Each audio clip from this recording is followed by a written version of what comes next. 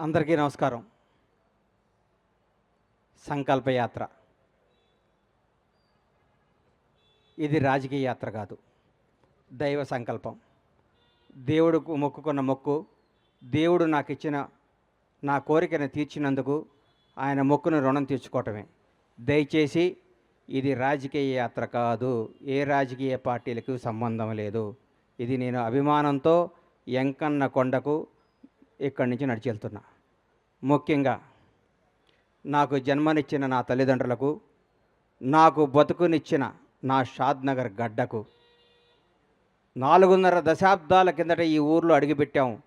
మామూలు కుటుంబంగా అడుగుపెట్టిన మాకు ఈ స్థాయి, ఈ స్టేటస్, ఈ అంతస్తు ఇచ్చిన ఈ షాద్నగర్ గడ్డ ఈ ప్రపంచంలో నాకు అత్యంత ఇష్టమైన గడ్డ. అలాగే నా జీవితానికి అర్థం చెప్పి నేనున్నాను అని నన్ను ముందుకు నడిపించిన నా దైవ సమానులు పవన్ కళ్యాణ్ గారికి ఈ సందర్భంగా ఇంకొకసారి హృదయపూర్వక కృతజ్ఞతలు తెలియజేసుకుంటూ నా అడుగు ముందుకేస్తున్నాను. ఇది విచిత్రమో దైవ నిర్ణయమో నాకు తెలీదు. నేను హైదరాబాద్ మెగాస్టార్ చిరంజీవి గారిని చూద్దామని పోయా. ఫస్ట్ ఆయన హీరోగా నటించిన సినిమా నా థియేటర్లో ఆడుతుంది. ఈరోజు ఇక్కడ సంకల్పయాత్ర మొదలు పెడుతున్నా. ఎందుకంటే నాకు అదృష్టం ఏముంది, ఇది సంకల్పం. ఓ రోజు ఉదయాన్నే 4 4:30కి నేను నిద్రలేసే అలవాటు. లేవంగానే నా ఫోన్ చూస్తే నంద్యాలలో చంద్రబాబు నాయుడు గారు అరెస్ట్ చేస్తున్నారు అని చెప్పారు. షాక్ అయిపోయాను. ఇదేంద్రా నాయన చంద్రబాబు గారిని అరెస్ట్ చేయటం అని. నేను అనుకున్నాను చంద్రబాబు గారిని గుంటూరు తీసుకొస్తారు, అక్కడ బెయిల్ ఇస్తారు. బెయిల్ ఇచ్చినాక ఒక నాయకుడు 15 ఏళ్ల పాటు ముఖ్యమంత్రిగా చేసిన మహోన్నత వ్యక్తి, 40 ఏళ్ల సుదీర్ఘ రాజకీయ జీవితం కలిగిన వ్యక్తి, ప్రపంచవ్యాప్తంగా తెలుగు వాడికి గుర్తింపు తీసుకున్న మహోన్నత శక్తి ఆయనకి ఎందుకు జరుగుద్దులే అనుకున్నాను. సాయంత్రం వరకు ఆ నిద్రాహారాలు మాని చూస్తూ ఉన్నాను, ఎప్పుడు వస్తుందని. రాంగాలే ఆయన జైలుకి పంపిస్తున్నామన్నారు. అప్పుడు కూడా మనసును చంపుకున్నాను. రాజమండ్రి జైల్లోకి వెళ్ళే లోపు డెఫినెట్గా సార్కి బెయిల్ వస్తుంది, ఏం కాదు ఇది కూడా ఆయనకి కూడా తెలుగు ప్రజలకు తెలుస్తుందిలే, ఇది నిజమేంటో అబద్ధమేంటో అనుకుంటూ ఉండగానే లోపలికి వెళ్ళారు. 1వ రోజు, 2వ రోజు, 3వ రోజు, 4వ రోజు అలా రోజులు గడుస్తున్నాయి. సార్ బయటికి రావట్లేదు. లోపల ఏం చేస్తున్నారని చిన్న టెన్షన్, చిన్న భయం స్టార్ట్ అయింది. ప్రతిరోజు ప్రతి క్షణం ఈయన ఎప్పుడు బయటకు వస్తారా అంటూ ఉండేవాళ్ళు. ప్రతిరోజు నేను అందరితో మాట్లాడుతూ ఉంటే నేను ప్రతిరోజు వాయిదా ఉన్నప్పుడల్లా సుప్రీంకోర్టుకి వెళ్ళటం జరిగేది. ఎందుకు? అందరికంటే ఆ తీపి వార్త, ఆ మంచి వార్త, సార్కి బెయిల్ వచ్చింది అన్న మాట నేనే వినాలి ఫస్ట్ అన్న స్వార్థంతో ప్రతిరోజు ఢిల్లీ వెళ్ళి కూర్చుంటూ ఉండేవాడిని. ఢిల్లీ వెళ్ళి కూర్చుంటే ఒకరోజు కంపల్సరీ ఈయనకి బెయిల్ వస్తుంది, అందరూ హ్యాపీగా ఉండండి అందరం అనుకోవటం జరిగింది. మాట్లాడుకున్నాం. ఆ రోజు మా శివాజీకి చెప్పాను, శివయ్య ఈసారి సార్కి బెయిల్ వచ్చేస్తుంది, ఇంకా హ్యాపీ, ఇంకా ఏం కాదంటే మానాడు అన్న రోజు మా వాడు నీది యథార్థవాదే లోక విరోధి, వాడు యథార్థాలు మాట్లాడతాడు కాబట్టి మా తమ్ముడు ఎప్పుడు లోకానికి విరోధి అవుతుంటాడు. ఎవడు ఏమనుకున్నా, ఎవరు ఎన్ని అనుకున్నా, ఏదనుకున్నా మా వాడు స్టైల్ మారదు, మా వాడు పందా మారదు. ఇది ఏం చెప్పిందో అదే మాట్లాడతాడు.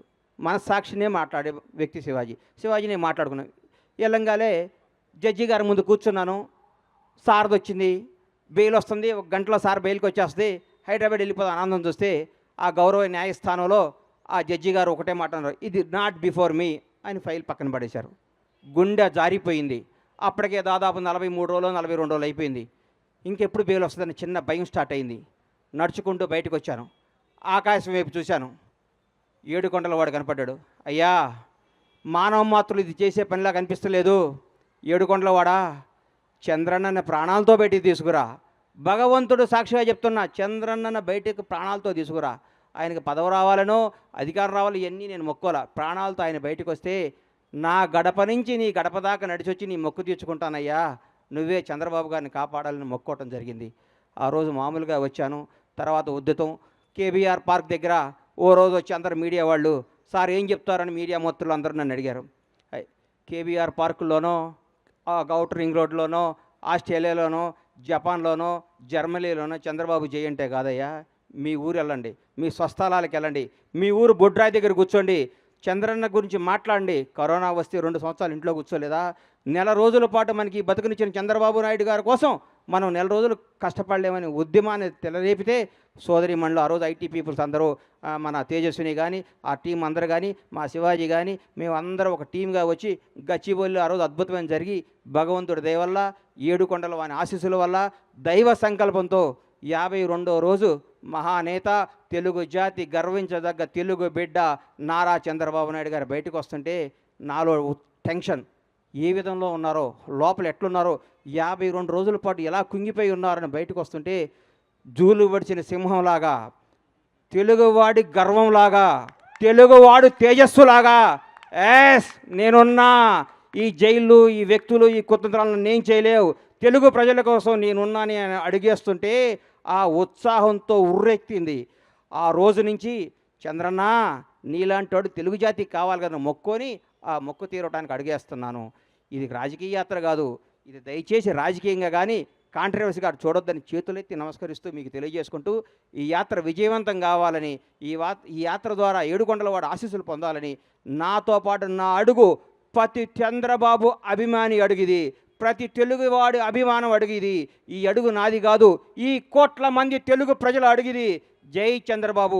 ఈ అవకాశం ఇచ్చిన ఏడుకొండల స్వామికి, నాకు సహకరించిన నా షాద్నగర్ ప్రజలందరికీ హృదయపూర్వక ధన్యవాదాలు తెలియజేసుకుంటూ మీ సహాయ సహకారాలు, మీ అభిమానం, మీ ఆశీస్సులు ఉండాలని కోరుకుంటూ సెలవు తీసుకుంటున్నాను. Thank you.